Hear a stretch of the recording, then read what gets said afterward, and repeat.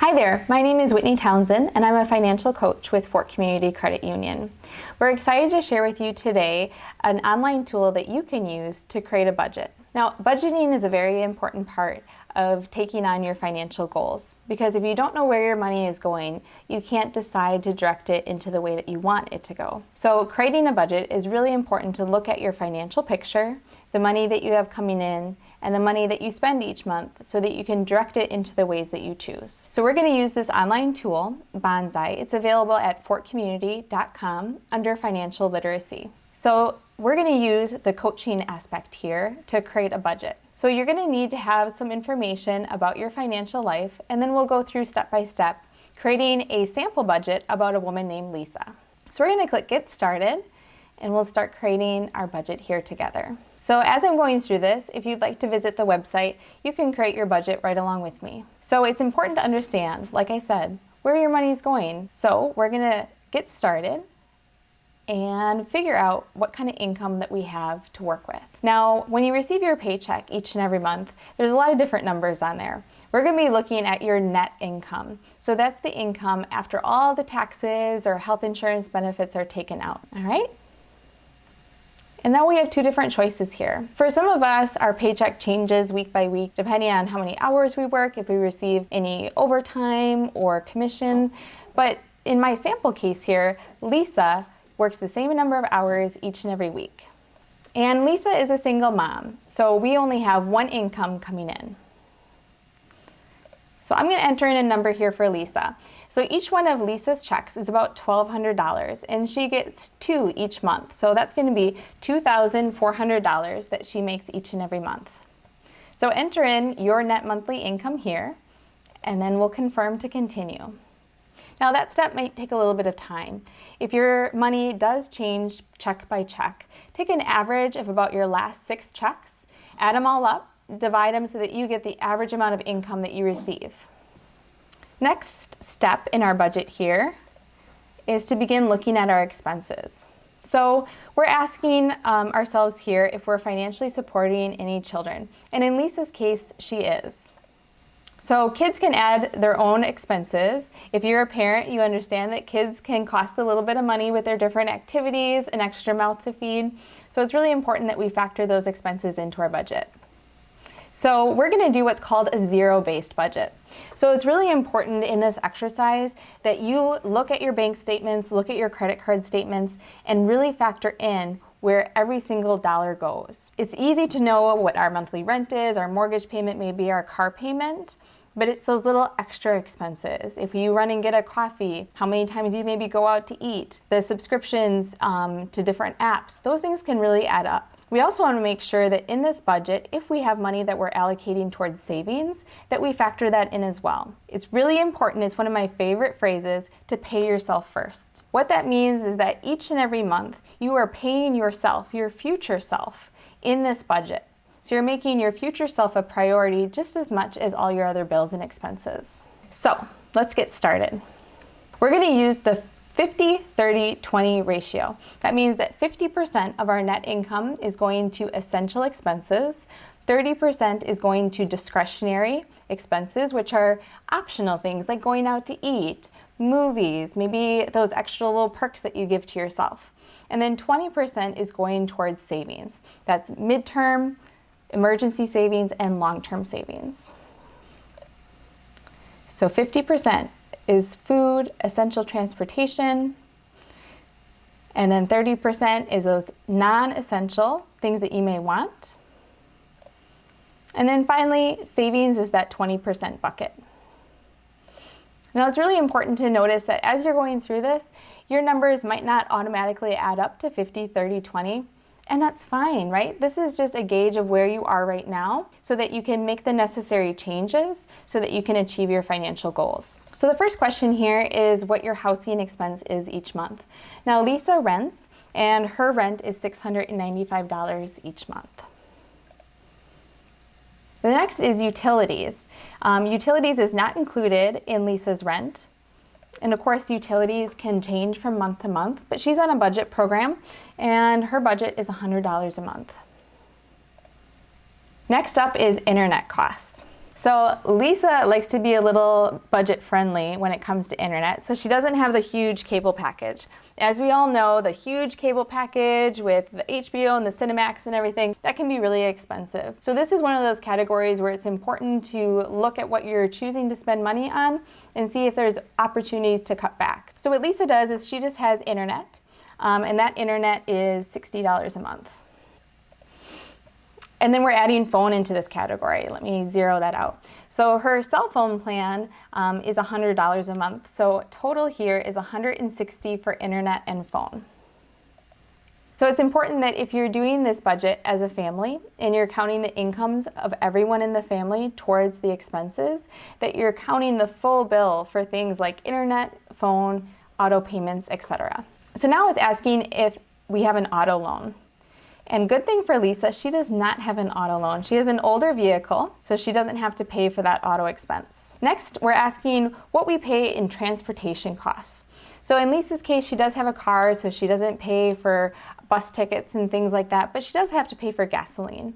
So on average, she fills up twice per month, and it's $25 each time, so she spends $50 a month on gasoline. Now we're talking about debt payments. These are things like credit cards, student loans, and personal loans. Now in this scenario, it's really up to you to determine what you pay towards your credit cards. When you receive your credit card bill each month, there's going to be a minimum monthly payment. And for you, maybe at this time, all you can do is pay that minimum monthly payment. It's a great idea that no matter what, that you at least make some contribution towards those debts so that you don't get behind and have it negatively impact your credit score. So gather up all those different debt payments and then enter in a figure here of what you pay towards those. So it's asking us if we have some debts. And yes, Lisa has a couple of debts. So she doesn't have a student loan, she doesn't have personal loan, but she has some credit cards. That's what happens for Lisa at the end of the month when she has a little bit more month than money. She ends up putting things on her credit card. So she has 2 credit cards, and the minimum monthly payment on those are $50 a month. Now the thing with those payments is that $50 a month, if your balance is $2,000, it's going to take a long time to pay off those cards.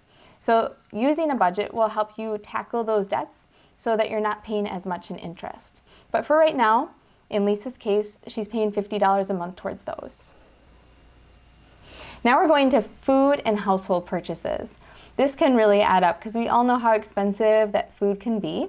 So when Lisa goes to the grocery store, luckily her kiddo isn't in diapers anymore, but you still have to pay for things like toilet paper, those necessary household items as well. So she goes weekly, she spends about $100 a week times 4, so we're going to put in $400 here. Now, if you're doing this budget at home, it's really important that you're honest and accurate about these numbers. So gather up all those receipts, look at those statements, and tally it up and see how much you're really spending when you go out.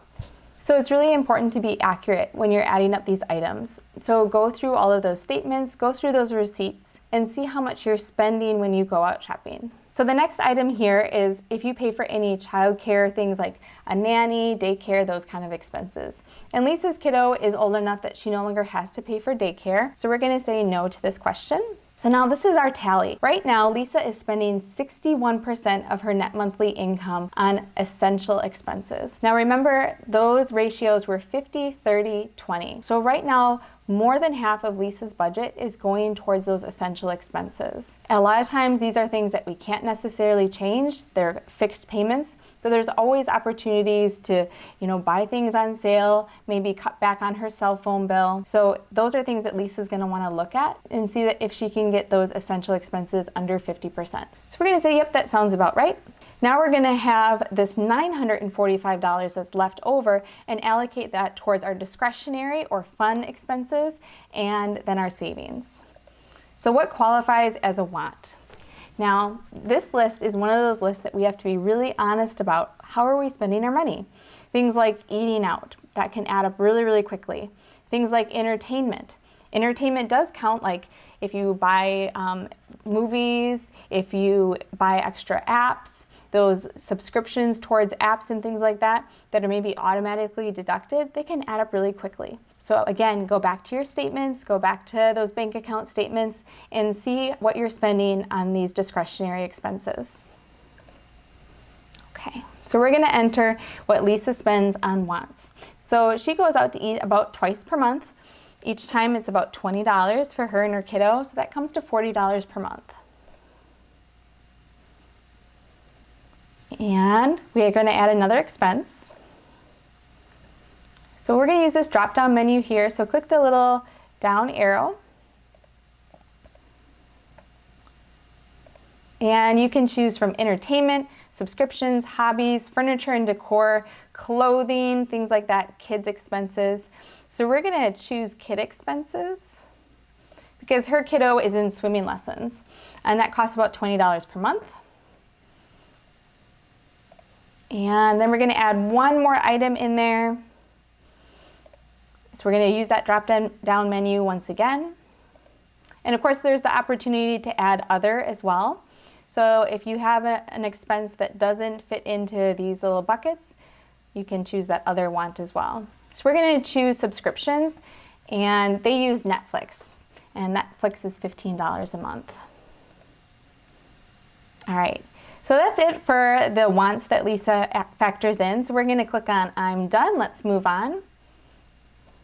So that leaves $870 left over for your savings.